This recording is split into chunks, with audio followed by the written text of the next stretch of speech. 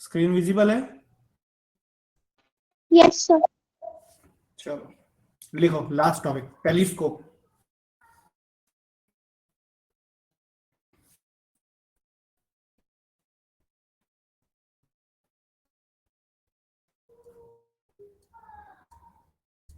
देखो माइक्रोस्कोप क्या करता था? माइक्रोस्कोप करता है छोटी चीज को बड़ा कर देता है। Yes sir. तो टेलीस्कोप क्या करेगा? बड़ी चीज को छोटा करके दिखाएगा। नहीं, यही तो गलती होती है। वो बड़ी फार चीज को ऑब्जेक्ट को। छोटी नहीं करता है, वो दूर की चीज को हाँ पास फार लाता है। ऑब्जेक्ट। Yes sir. ठीक है। ये क्वेश्चन आ चुका है 2016 जेई में। Yes sir.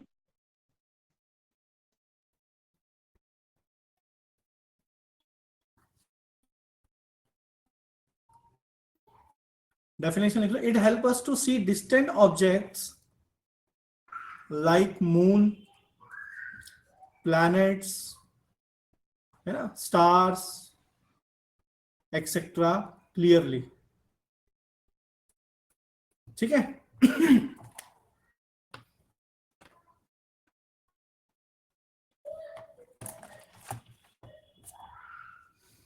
अब देखो टेलीस्कोप दो तरह के होते हैं। पहला होता है एक रिफ्रैक्टिंग, ठीक है, और सेकंड होता है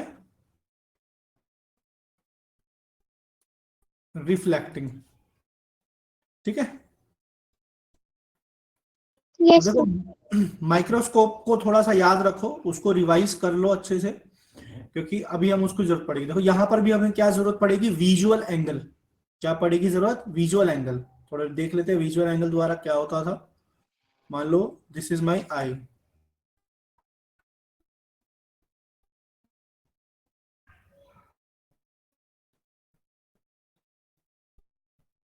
है ना।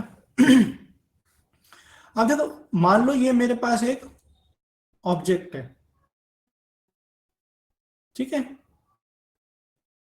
ये मेरी आई पर जो एंगल बनाएगा वो इतना छोटा होगा कि हम उसको नहीं समझ पाएंगे। Angle form by object at eye. Hmm.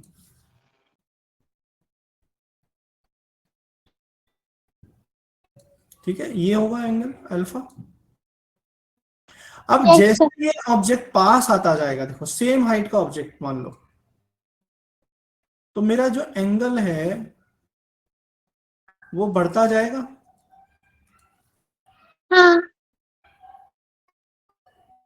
Angle बढ़ता जाएगा। हम्म।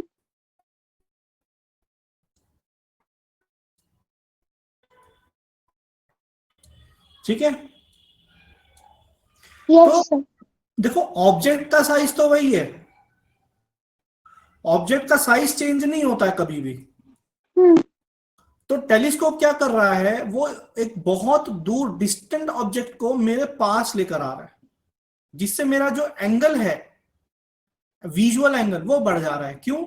क्योंकि अगर मान लो जैसे जैसे एंगल बढ़ेगा, मेरी जो इमेज का साइज है वो बढ़ता जाएगा। बढ़ता जाएगा हाँ। तो मेरी इमेज का साइज अगर बढ़ता जा रहा है, इसका मतलब मैं उसको क्लियरली देख पा रहा हूं। हाँ। और वो कब देख पाऊंगा? जब डिस्टेंट ऑब्जेक्ट मेरी आंख के पास होगा। तो टेलीस्कोप क्या करता है? देखो साइज को बड़ा नहीं करता है, वो दूर के ऑब्जेक्ट को मेरे पास ले आता है। ठीक है। Yes sir. तो अब देखो यहां पर भी एक मैग्निफिकेशन होगा, तो वो मैग्निफिकेशन क्या होगा? देखो मैग्निफिकेशन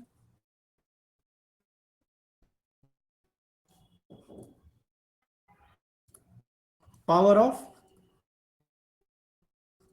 टेलीस्कोप। अब देखो ये क्या होगा? ये होगा visual angle formed by final image by final image upon the image formed at distance. Visual angle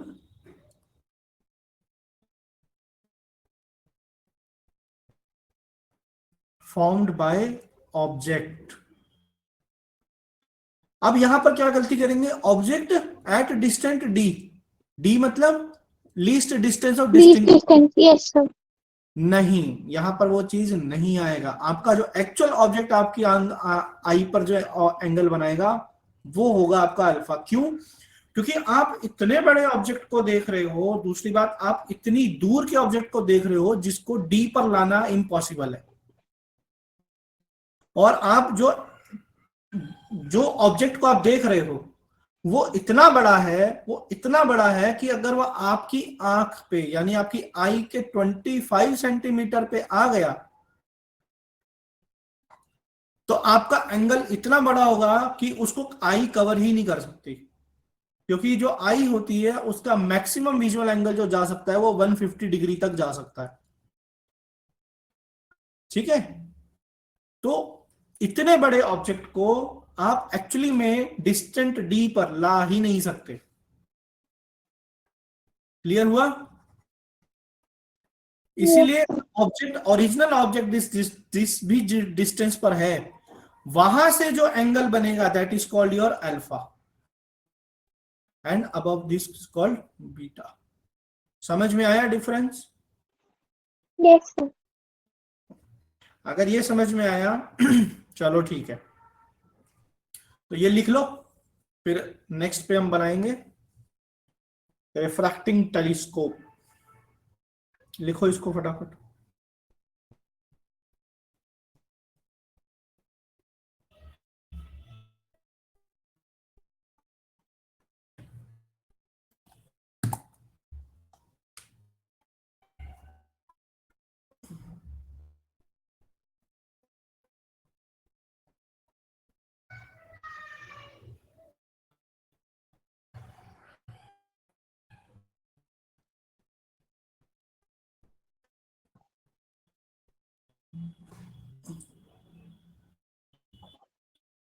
Done, sir.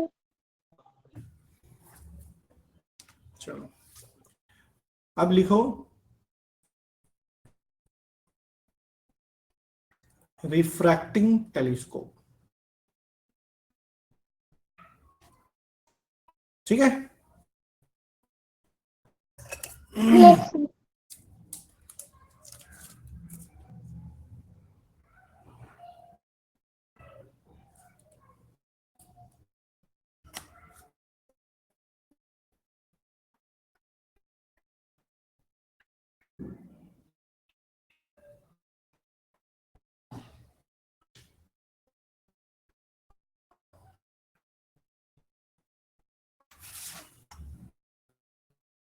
देखो माइक्रोस्कोप में हमारा जो ऑब्जेक्टिव लेंस था वो छोटा था, हाँ. और जो आई पीस था वो बड़ा था, क्योंकि हम वहां Yes, पर sir. छोटी चीज को बड़ा कर रहे थे। Hmm. लेकिन यहां पर हम बड़ी चीज को छोटा कर रहे हैं, तो काम उल्टा है, तो सिस्टम भी उल्टा हो जाएगा। तो हम क्या करेंगे अब यहां पर बड़े लेंस को आगे बनाएंगे,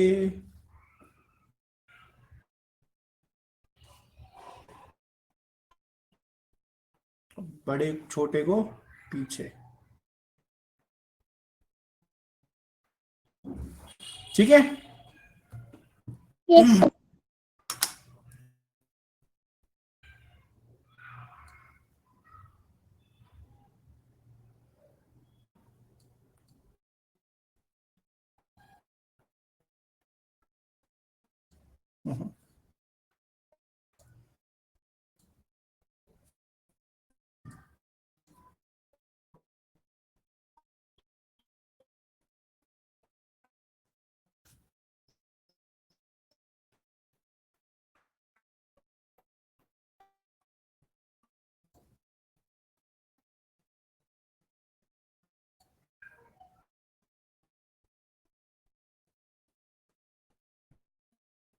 टेढ़ा जा रहा है,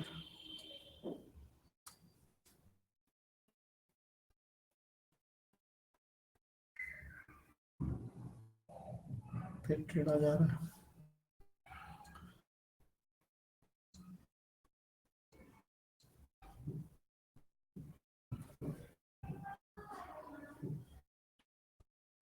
चलो ठीक है, जो भी है। अब देखो, अब यहां पर हमने ये बना दिया ऑब्जेक्ट, इसको बना दिया हमने ऑब्जेक्टिव लेंस। ये क्या है? Objective lens, objective lens. और ये है रिफ्लेक्टिव, वो आई आईपीस। पीस, हाँ, यस। उसको ऊपर लिखते हैं।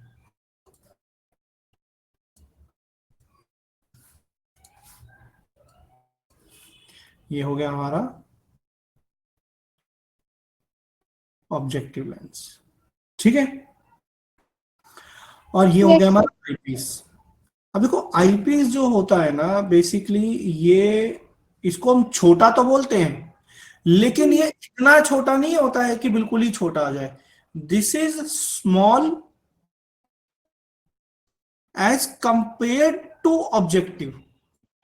ऑब्जेक्टिव के कंपेयर में इसको छोटा रखा जाता है, बट ये इतना भी छोटा नहीं होता है कि बहुत ही ज्यादा छोटा हो जाए, ठीक है।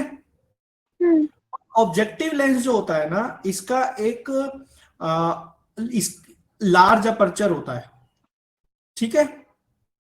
चलो उसका यस एक सर। भी बताएंगे अभी आपको। पहले मुझे ये बताओ, ठीक है, आईपीस जो होता है is small as compare to objective, ठीक। अब मुझे बताओ, जो हम टेलीस्कोप से जो ऑब्जेक्ट्स को ऑब्जर्व करते हैं, वो हमारे से कितने डिस्टेंस पर होते हैं? कई कई किलोमीटर सर, मतलब ऐसे डिफाइन नहीं कर सकते। हाँ, तो किस क्या बोलेंगे उसको फिर? Infinity, infinite distance. बिल्कुल, इन्फिनिटी में बोलेंगे भैया। इनफाइनाइट डिस्टेंस पर ऑब्जेक्ट है, ठीक है। अब मेरा अगर ये कॉन्वेक्स लेंस है, ठीक है, और ये एक इतना बड़ा कॉन्वेक्स लेंस है, दोनों के लिए ऑब्जेक्ट क्या है? इन्फिनिटी पर है।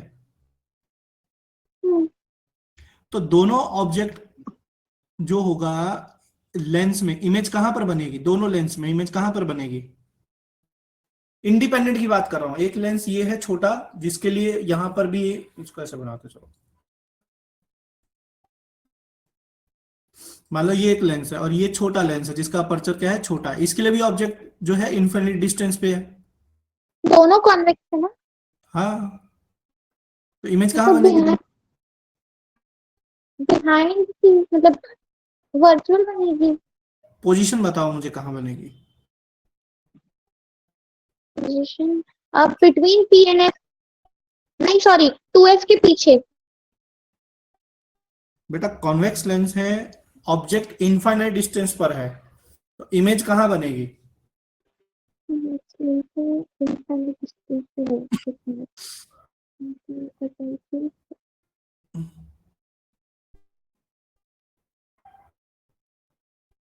वर्चुअल बनेगी। मैंने पोजीशन पूछा है, नेचर नहीं पूछा है। पोजीशन, एक मिनट। पोजीशन बताओ मुझे क्या होगी?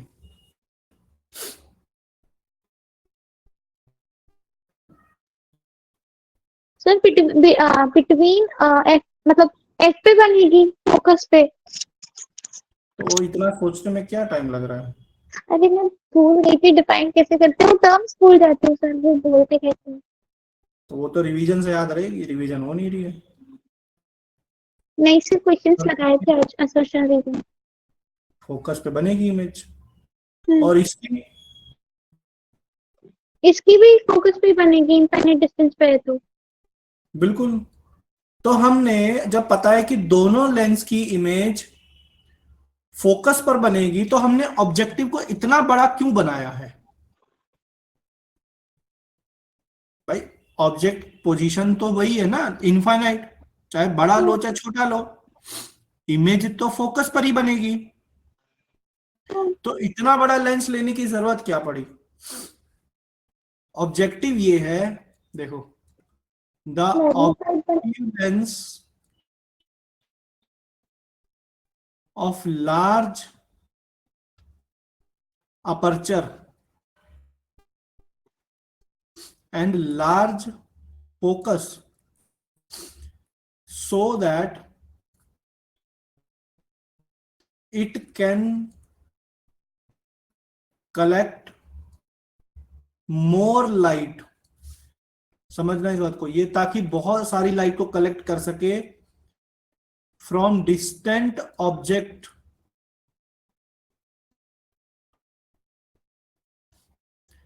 To make more clear image. क्या बने? क्लियर इमेज बने.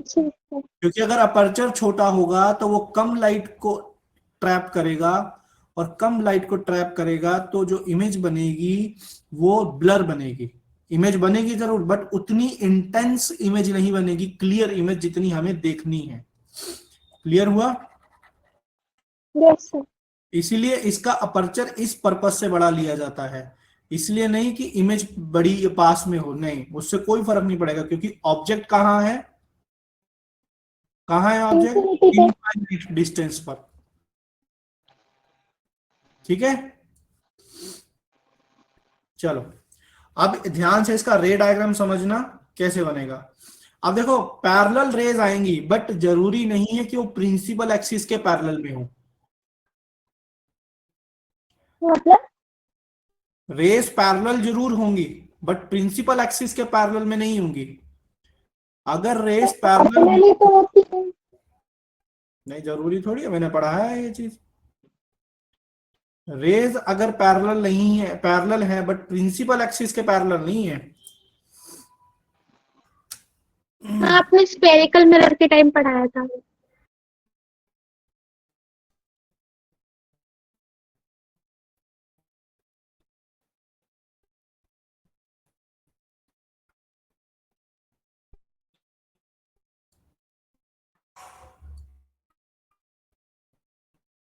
ठीक है, यस सर. तो ये तो फिर उससे निकल गई ना, क्या कहते हैं, सेंटर से अनडेविएटेड जाएंगी.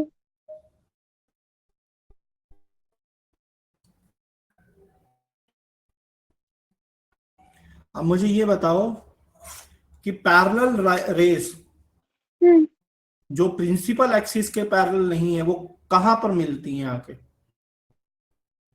पैरेलल रेस जो प्रिंसिपल एक्सिस के पैरेलल नहीं है, वो कहां पर मिलती हैं आके? सर वो मिलती तो नहीं, उनको मतलब बनाना पड़ता है. नहीं मिलती हैं, बिल्कुल मिलती हैं, आफ्टर रिफ्रैक्शन मिलेंगी. आफ्टर रिफ्रैक्शन मिलती है. बिल्कुल मिलेंगी, किसने बोला नहीं मिलती? बिल्कुल मिलेंगी. एक सेकेंड. अच्छा, पैरेलल रेस जो कॉन्वेक्स मिरर से आ रही है सर, वो बिहाइंड मिरर मिलेंगी बिटवीन एफ एंड 2F के बीच में. एफ नहीं के बीच में नहीं. ना.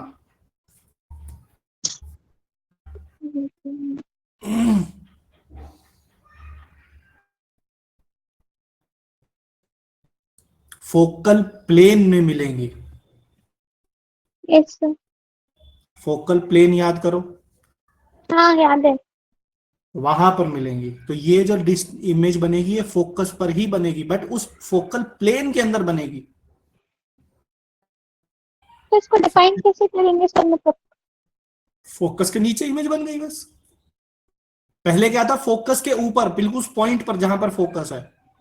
हाँ. बट प्लेन के अंदर इमेज बन रही है, तो हमने क्या दिखा दिया? फोकस के अंदर में.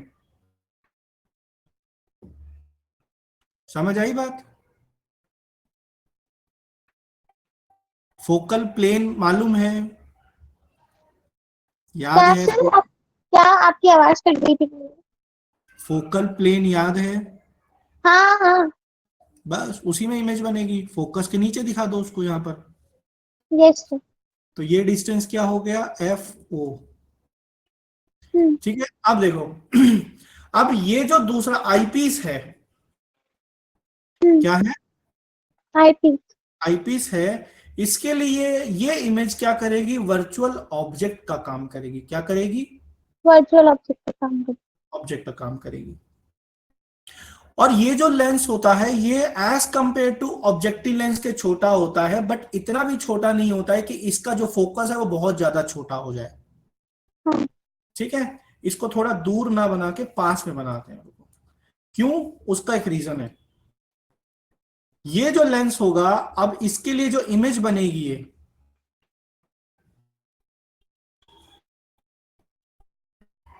ये हो गया लेंस आईपीस। हम्म। अब ये जो इमेज बनी ये इस तरह से बनेगी कि ये इस लेंस के ऑप्टिकल सेंटर और फोकस के बीच में आए। Yes sir. ठीक है, तो इसका फोकस कहीं यहां पर हो जाएगा, थोड़ा बड़ा होगा। हाँ।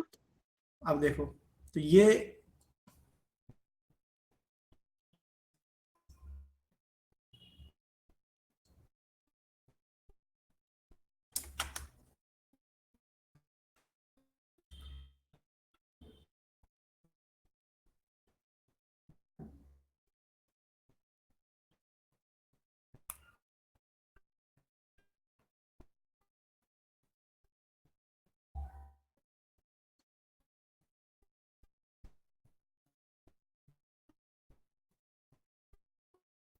ठीक है।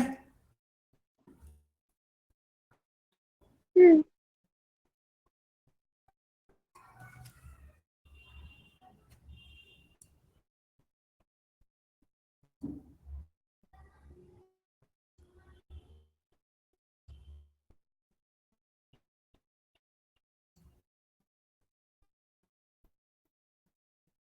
अब ये क्या हो गया, डाइवर्जिंग हो गई।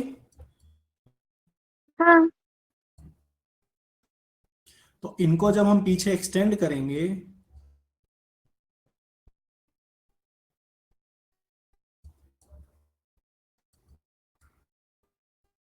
तो ये इमेज कहीं यहां पर बनेगी।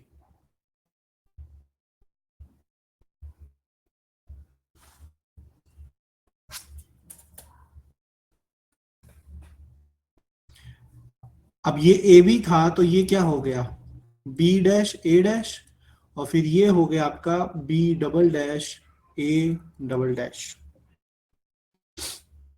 ठीक है, अब ये अगर एफ ओ है तो ये जो इमेज बनी फर्स्ट इमेज, ये आई पीस के लिए ऑब्जेक्ट का काम करेगी, तो ये डिस्टेंस हो गया यू ई।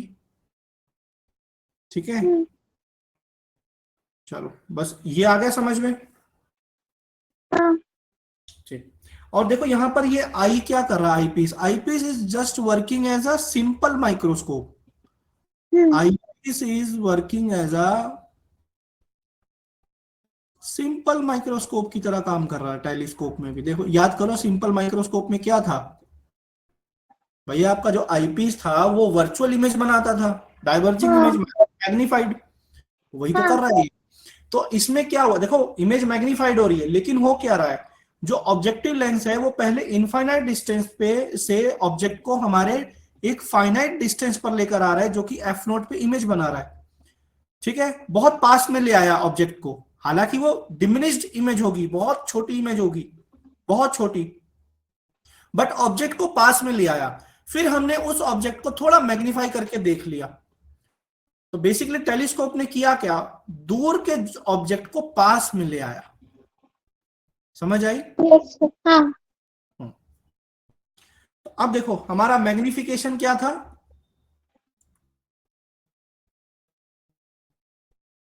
इसका इसका इसका अलग होगा ना सर? क्या था, alpha. Final image upon upon object, object distance. हाँ। Beta upon alpha. हाँ।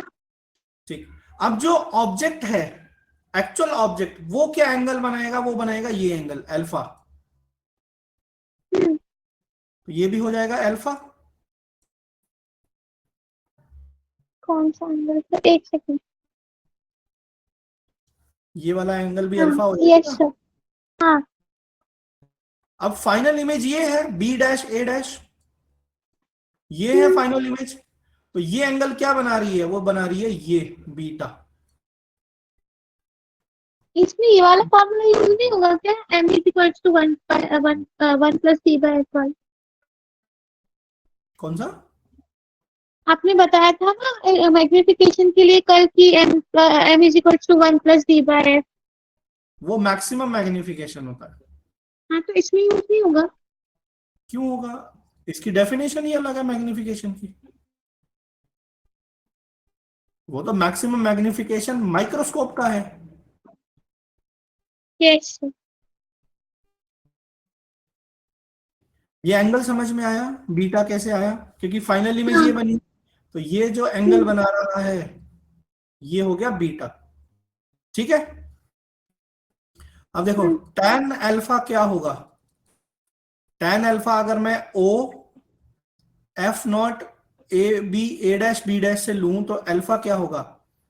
ए dash B dash upon F O. f o। Yes. और ये किसके इक्वल हो जाएगा? इक्वल टू अल्फा, क्योंकि tan अल्फा बहुत छोटा होगा। तो आप अल्फा को अप्रोच करिए। ठीक है। अब tan बीटा ले लो, tan बीटा भी किसके इक्वल होगा? बीटा के। तो tan बीटा क्या हो गया?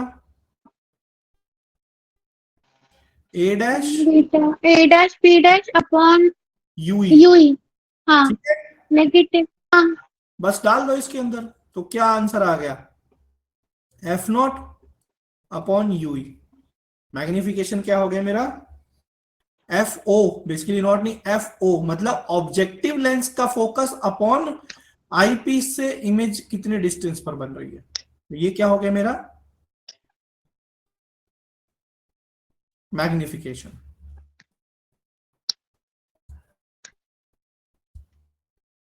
ठीक है। हम्म। नहीं आया समझ में? बीटा नहीं बाय आ वन। तो गया, इसमें नेगेटिव नहीं लेंगे यूई को? नहीं, अच्छा पॉजिटिव। Yes sir. वो जब कैलकुलेशन करेंगे ना तब कर लेंगे, अभी जरूरत नहीं है। डालो, डालना है डाल सकते हो, कोई दिक्कत नहीं। मैग्निफिकेशन बहुत सारी जगह आपको नेगेटिव भी मिलेगा, ये भी लिखा हुआ मिलेगा, डाल सकते यस हो, सर। कोई इशू नहीं है। बट उसमें फिर ये हो गया कि देखो, आपने जब न्यूमेरिकल्स करोगे तब आपको साइन नहीं लेना है। अभी लेना चाह रहे हो अभी ले लो, कुछ नहीं है। बट ये भी सही होगा option. Yes sir.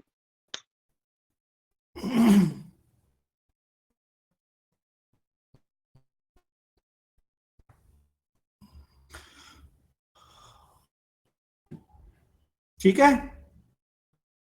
Yes sir. अब लिखो केस वन। केस वन क्या हो गया? Maximum magnification. मैक्सिमम मैग्निफिकेशन के लिए फाइनल इमेज कहां पर बननी चाहिए? मैक्सिमम मैग्निफिकेशन के लिए फाइनल लिमिट तो एफ पे बननी चाहिए। नहीं। डी पर। क्यों? डेफिनेशन ही यही है इसकी। मैक्सिमम आज तभी होगा जब ऑब्जेक्ट फाइनल इमेज कहां बनेगी? डी के ऊपर बनेगी। लास्ट, अच्छा माइक्रोस्कोप में तो अलग थी लेकिन। यही था, देख लो। हाँ हाँ हाँ। तो फॉर्मूला भी सेम होना चाहिए सर किसी का। नहीं, क्योंकि मैग्निफिकेशन की डेफिनेशन चेंज है यहाँ पे। वहां पर अल्फा क्या था? ऑब्जेक्ट एट ऑब्जेक्ट एट, एक डी, सेकेंड। जो हम्म। ऑब्जेक्ट इमेज बनाएगा एट डिस्टेंस डी। हाँ। और यहां पर मैग्निफिकेशन में क्या है? Visual angle found by object. Yes.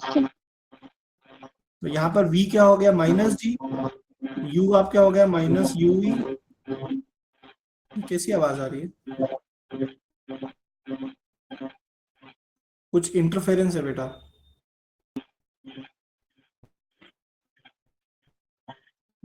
हाँ अभी ठीक है। हम्म, क्या है ये?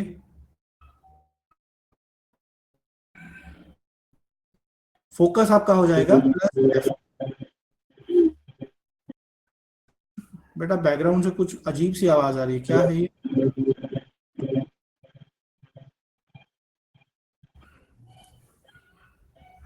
कुछ डिवाइस है क्या आसपास में?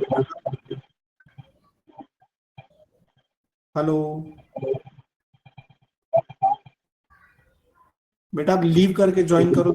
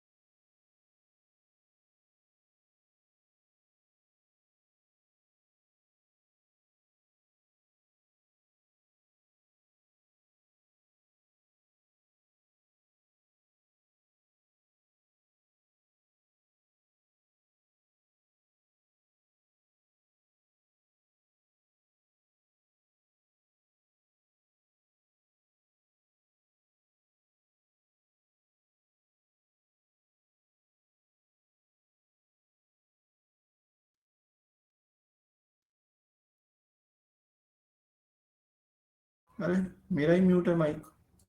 चलो कोई बात नहीं, गलती से मेरा म्यूट रह गया। चलो देखो, ये हो गया मैक्सिमम मैग्निफिकेशन, फाइनल इमेज है डी। तो वी हो गया माइनस डी, यू हो गया माइनस यू, एफ हो गया एफ ई। लेंस फॉर्मूला में डालेंगे तो 1/ue की वैल्यू आ जाएगी, जिसको मैग्निफिकेशन के फॉर्मूला में सब्स्टिट्यूट कर देंगे, तो ये मेरा मैक्सिमम मैग्निफिकेशन का फॉर्मूला आ जाएगा। ठीक है, हेलो, अभी भी आवाज नहीं आ रही क्या? बेटा अनम्यूट नहीं कर पा रहे हो तो दोबारा लीव करके ज्वाइन कर लो।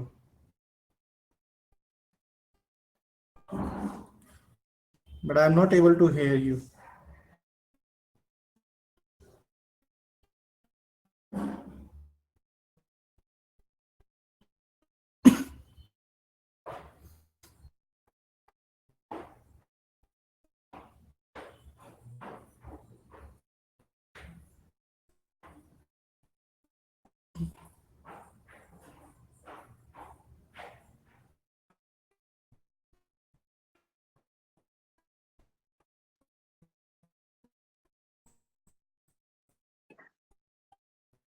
सर अब ठीक है?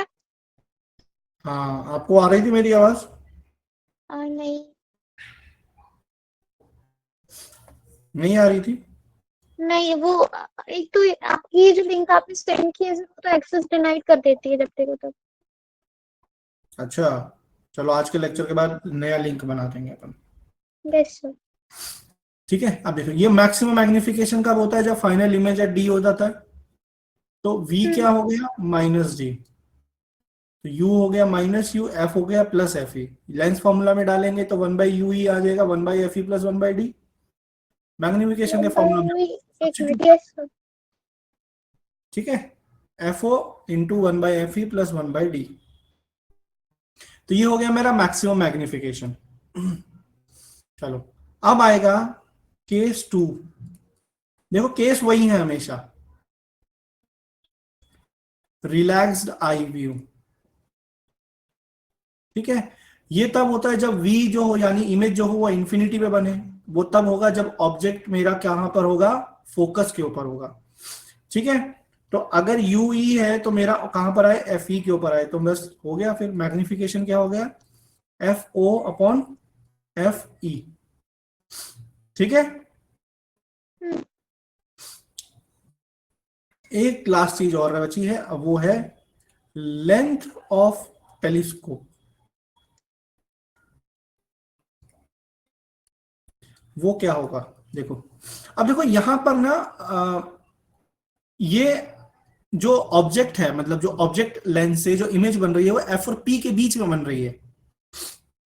तो लेंथ क्या हो जाएगी मेरी, F O plus U E, mod of F O plus mod of U E, यानी कि दो लेंस के बीच का डिस्टेंस, ये मेरा होगा टेलीस्कोप की लेंथ।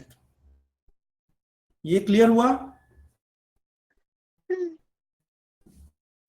चलो इसको लिख लो कंप्लीट, फिर इसके बाद सर आगे ये कर। डायग्राम जूम कर दीजिए।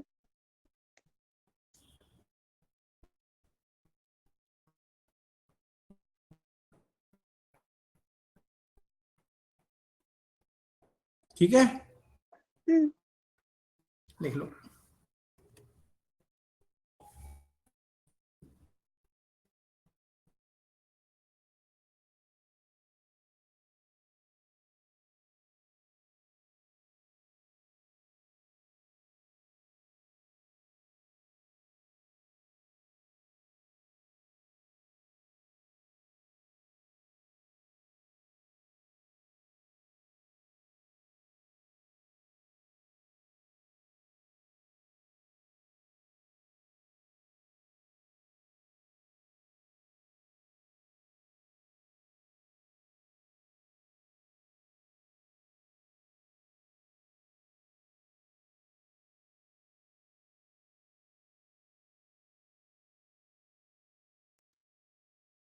पूरी स्क्रीन कर दीजिएगा।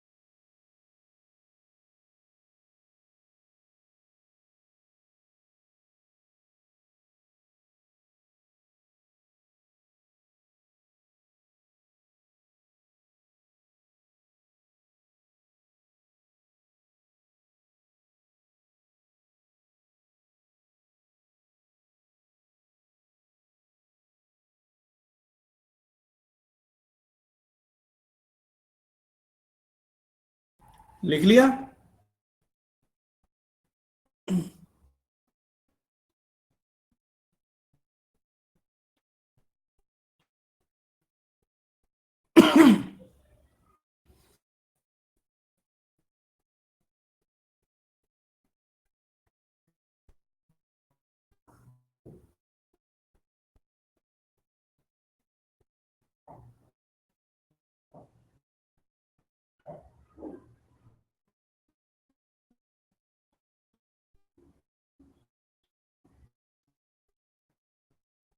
सर क्या हुआ? आपकी आपने स्क्रीन इसकी ऐप इंस्टॉल नहीं की क्या? लीव करके करी थी, लेकिन सर फिर वो स्टोरेज कम था फोन में तो डिलीट कर दी मतलब। चलो आज के लेक्चर का लिंक चेंज कर देंगे।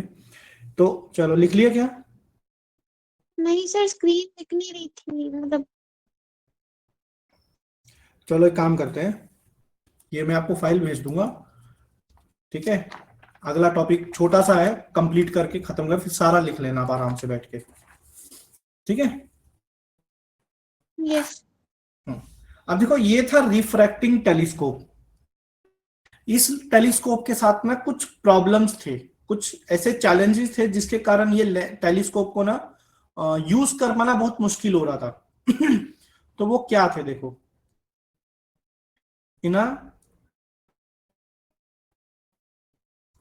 अरे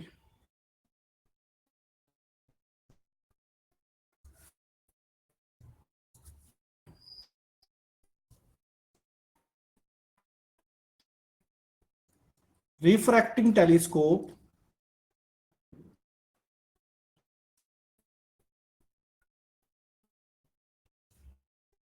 to collect huge amount of light rays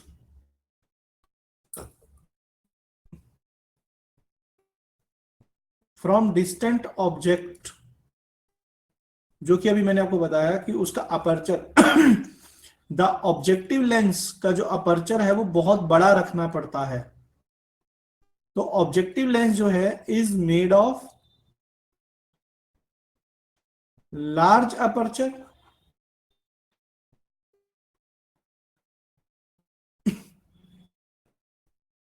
and large focus, ठीक है। So the problems associated with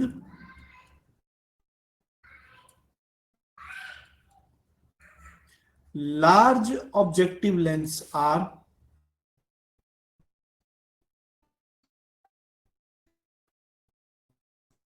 देखो पहला, सबसे पहला प्रॉब्लम एक तो ये डिफिकल्ट टू मैन्युफैक्चर होता है। क्या होता है?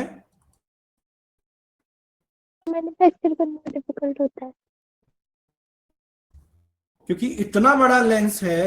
अगर मान लो 100 मीटर का इसका अपर्चर अपने वो फोकस चाहिए आप सोचो 100 मीटर लंबा फोकस, अगर फोकल लेंथ ही 100 मीटर है तो रेडियस कितना हो गया? 200 मीटर। हाँ 200 मीटर, सोचो उतने रेडियस का पूरा स्फेयर सरफेस चाहिए अपने को। हाँ तो सोचो कितना मुश्किल होगा उतना बड़ा लेंस बनाना। यस ठीक सर है। दूसरा अगर इतना बड़ा लेंस बनाएंगे तो कॉस्टली बहुत होगा, बहुत कॉस्टली होगा। तीसरा, जब इतना बड़ा लेंस होगा तो उसका वेट बहुत बड़ा होगा, बहुत ज्यादा होगा, क्योंकि पूरा ग्लास है वो, तो बहुत ज्यादा वेट होगा। तो इतने बड़े टेलीस्कोप को हैंडल करना बहुत मुश्किल हो जाएगा, होल्ड कर पाना उस लेंस को, डिफिकल्ट टू होल्ड मैकेनिकली। समझ पा रहे हो? भाई यस छोटी सर चीज को पकड़ के रखना आसान है ना, जब इतना बड़ा लेंस होगा उसका वेट कितना ज्यादा होगा जो प्योर ग्लास का बना है, तो उसको बताओ, सोचो एक पोजीशन पर होल्ड कर रख के रख पाना कितना मुश्किल होगा। होगा कि नहीं होगा? तीसरा, चौथा, यहां पर होगा स्फेरिकल एब्रेशन।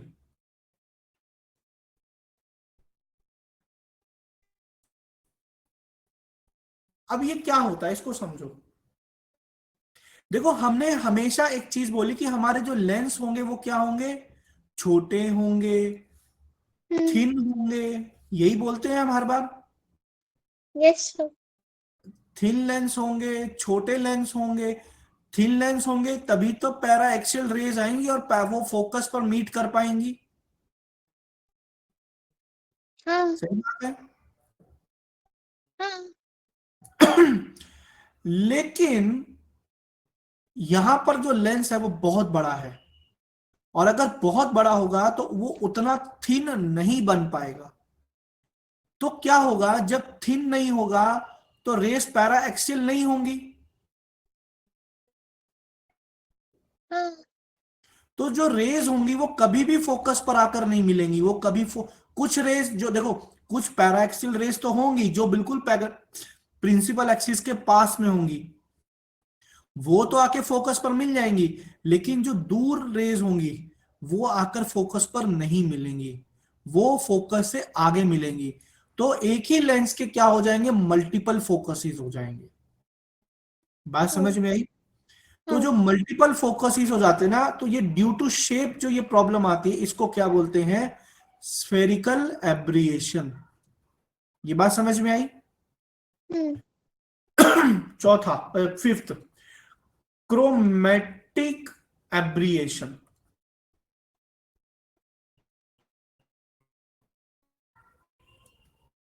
क्रोमेटिक एब्रिएशन मतलब देखो, अब हमें ये तो पता है कि जो लाइट होती है, व्हाइट लाइट, उसमें 7 कलर्स होते हैं, 7 हम्म। कलर्स होते हैं ना, विबग्योर। हम्म। अब ये जो लाइट कलर्स हैं, ये जो रेज हैं, ये अलग एंगल पर हमेशा रिफ्रैक्ट होती हैं। Yes sir. तो जो लेंस होगा, इतना बड़ा लेंस होगा, वहां पर क्या होगा, ये जो लाइट रे होगी, व्हाइट लाइट, मान लो ये आई व्हाइट लाइट, ये जब रिफ्रैक्ट होगी ना, तो इसमें मल्टीपल कलर्स रिफ्लेक्ट हो जाएंगे, अलग अलग एंगल पर रिफ्रैक्ट होंगे। तो हाँ। अलग अलग एंगल पे हमें अलग अलग कलर्स की इमेज दिखाई देगी। Yes sir. तो यहां पर क्या होगा, क्रोमेटिक एब्रिएशन भी होगा। तो ये 5 ऐसी प्रॉब्लम्स हैं जो कि इस टेलीस्कोप में आती हैं। ठीक है, हम्म। ठीक। तो इसका सॉल्यूशन क्या है, अब कैसे किया जाए? इसका सॉल्यूशन लेकर आया रिफ्लेक्टिंग टेलीस्कोप, ये सारी प्रॉब्लम्स को खत्म करने के लिए।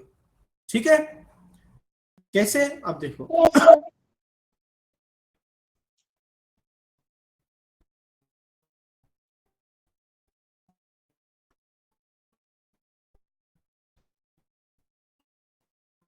इसको कैसग्रेन टेलीस्कोप भी बोला जाता है।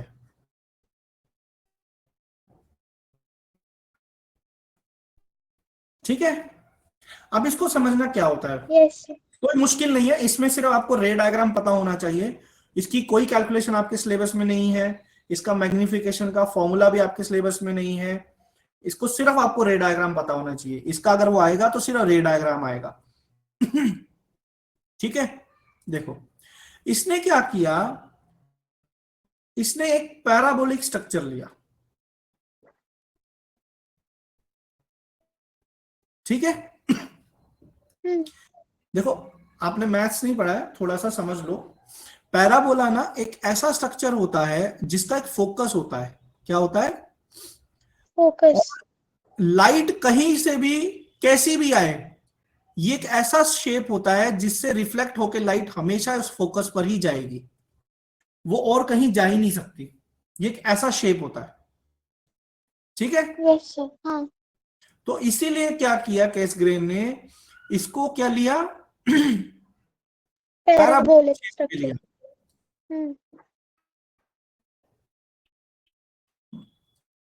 ठीक है, तो ये जो यस सर। शेप लिया, इसको बोलते हैं पैराबोलॉइडल। पैरा बोलाइडल। पैराबोला जब 3D में हो जाता है तो उसको पैराबोलॉइडल बोलते हैं। पैराबोला 2D शेप है, देखो ये, लेकिन इसी को जब मैं 3D में बोलूंगा तो उसको बोलूंगा पैराबोलॉइडल कॉनकेव मिरर।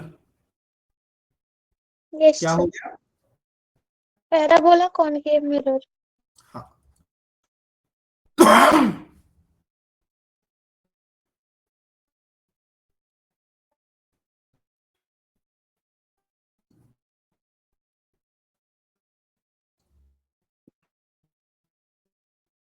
ठीक है, अब देखो यहां पर इससे क्या हुआ, पैराबोलॉइडल की एक प्रॉपर्टी है पैराबोला की, कि उस पर कोई भी लाइट आए या कोई भी रे आए, उससे रिफ्लेक्ट होके हमेशा उसके फोकस पर ही जाएगी और कहीं नहीं जाएगी। ठीक है, यस सर।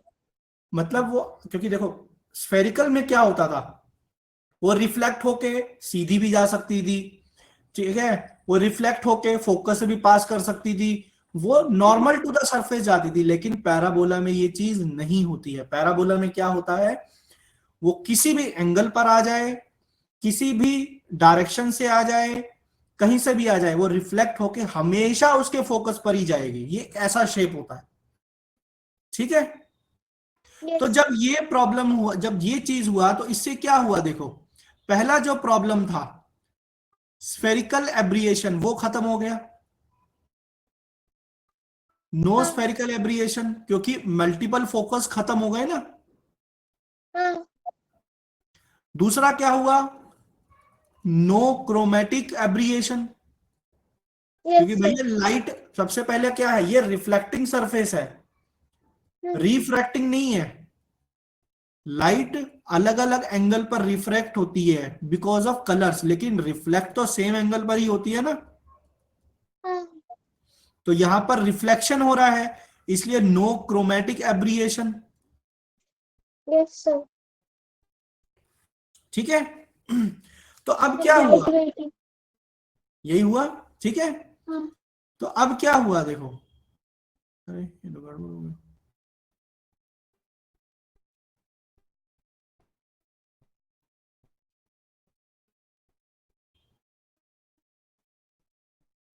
मैं थोड़ा सा बीच में से रब कर रहा हूं इसको, ठीक है।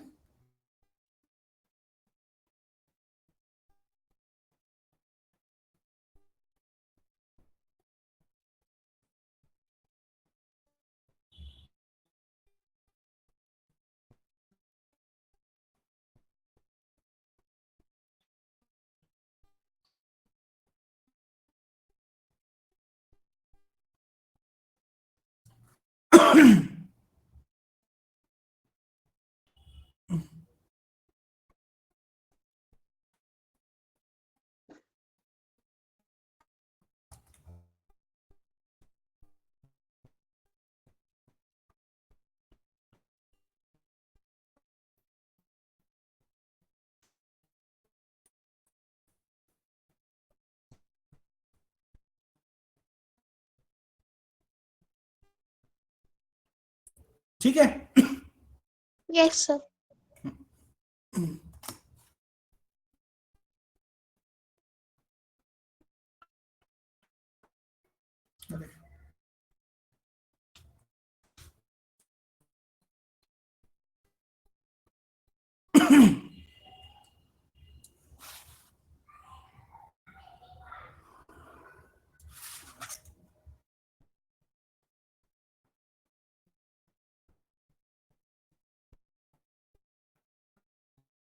ये पैराबोलिक रिफ्लेक्टिंग सरफेसेस मैंने लगा दिए, ठीक है, और बीच में से इसके थोड़ा स्पेस ओपन कर दिया।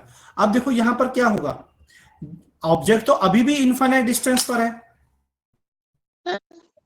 ठीक है। हम्म।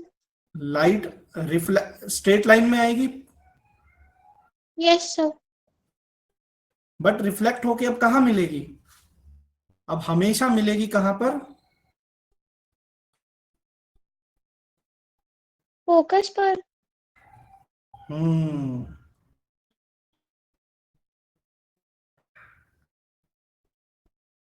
फोकस पर मिलना चाहेगी, हाँ।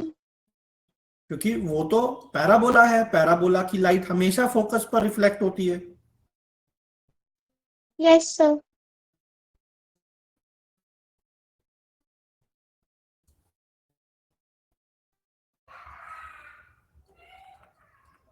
ठीक है, बट अब मैंने क्या किया, मैंने यहां पर बीच में लगा दिया एक कॉन्वेक्स मिरर,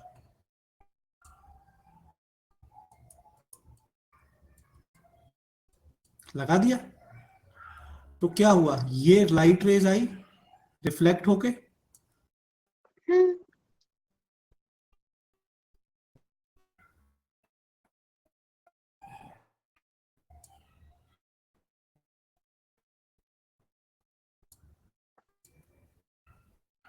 अब ये क्या देखो, यहां पर ये मिलना चाह रही है, बट मिल नहीं पा रही है। तो अब क्या होगा ये रिफ्लेक्ट होगी,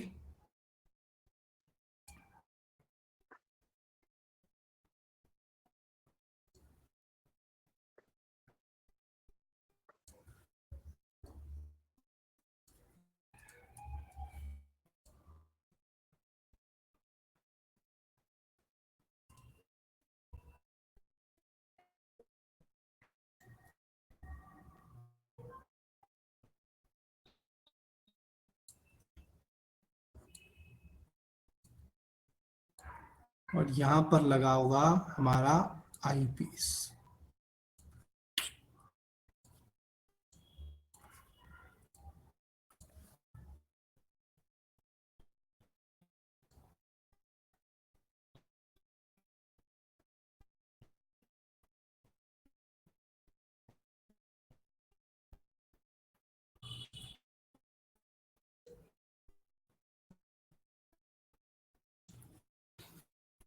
समझ आया? ये क्या है हमारा पैराबोलॉइडल कॉनकेव मिरर, और ये प्राइमरी ऑब्जेक्टिव होता है हमारा। देखो यहां पर ना ऑब्जेक्टिव सब सिस्टम के हमारे दो पार्ट हो गए, एक तो प्राइमरी मिरर हो गया और ये सेकेंडरी मिरर हो गया। ठीक है, ये क्लियर हुआ? हेलो? सर एक बार रिपीट कर लीजिए, मैं लीव हो गई थी। देखो ये हो गया हमारा प्राइमरी मिरर। हाँ। हमारे यहाँ पर ऑब्जेक्टिव मिरर के दो पार्ट है, तो ये प्राइमरी मिरर हो गया, और ये जो कॉन्वेक्स मिरर हमने लगाया ये हो गया मेरा सेकेंडरी मिरर। देखो यहां पर से लाइट हमेशा रिफ्लेक्ट होके कहां जाएगी, फोकस के ऊपर, और यहां पर मैंने एक सेकेंडरी मिरर कॉन्वेक्स मिरर लगा दिया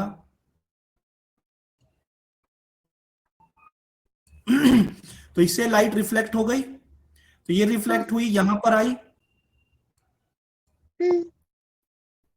और ये है मेरा आईपीस। Eyepiece, yes. अब यहां से अब एक चीज देखो, ये तो सिर्फ एक रिफ्लेक्टिंग सरफेस है ना, हाँ। तो इसमें कोई ऐसी थिकनेस तो होगी नहीं, ये तो सिर्फ एक सरफेस है। क्या हुआ, हमारी जो तीसरी प्रॉब्लम थी वेट की। Easy to manufacture, yes sir. वो भी खत्म हो गई। हाँ। ठीक है, ये बात सही बोला, इजी टू हैंडल मैकेनिकली, क्योंकि वेट भी खत्म हो गया,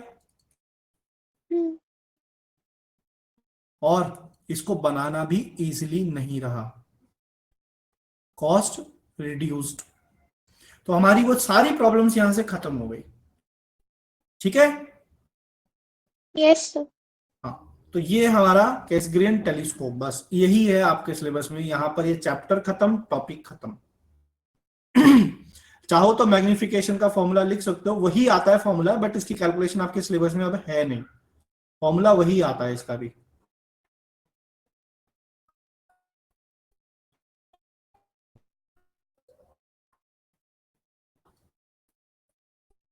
केस 1 केस 2 जो वो भी था, तो यही है बस। Yes sir.